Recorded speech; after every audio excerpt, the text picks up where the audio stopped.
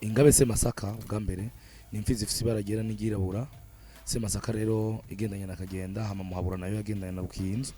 Semasaka rero ntiyarisha ngo nibishakashaka muci ngo carazira ko yoba itanze umwami kurya umwaka. Muci rero bayiragira mu biyaya vyo mwonga iri kumwe n'ingabekazi zayo zibiri ariyo rutenderi impfizi y'intama. Nayo nyene rero bayiha intamakazi zibiri zisanga. Semasaka rero n'ingabekazi zayo zami bugenda. Ku muganuro rero Semasaka yambika umwishwa n'umwami.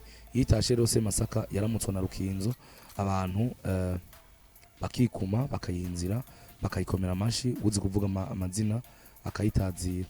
Rukinzo rero ni ngoma nkuru hanyuma ya Karyenda. Ifise rero nayo nyene ingabe zayo ni muhabura, ndamwigine nagitsindiye, nazo rero zifise ingabekazi zazo. Karyenda rero yabaje mu giti c'umurama, Rukinzo bazo mu giti c'umuvuga ngoma. Rukinzo yavuzwe iminsi yose mu majyama no mu mavyuka, nikizira rero Karyenda ntiyavuzwa na rimwe. Karyenda rero yakanywe ubwami bw'itangura mu rusato rw'imfizi y'igitare. Rukinzo nayo irasaza bagasubira kwikana, ikanisha kandi urusato rw'imparage.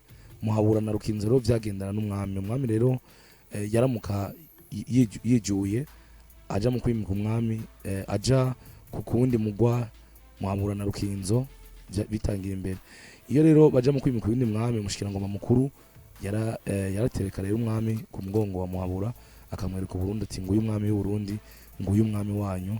Burundi buti naganze nasabwe natsinda bamenje. Kazoza FM, be your own boss.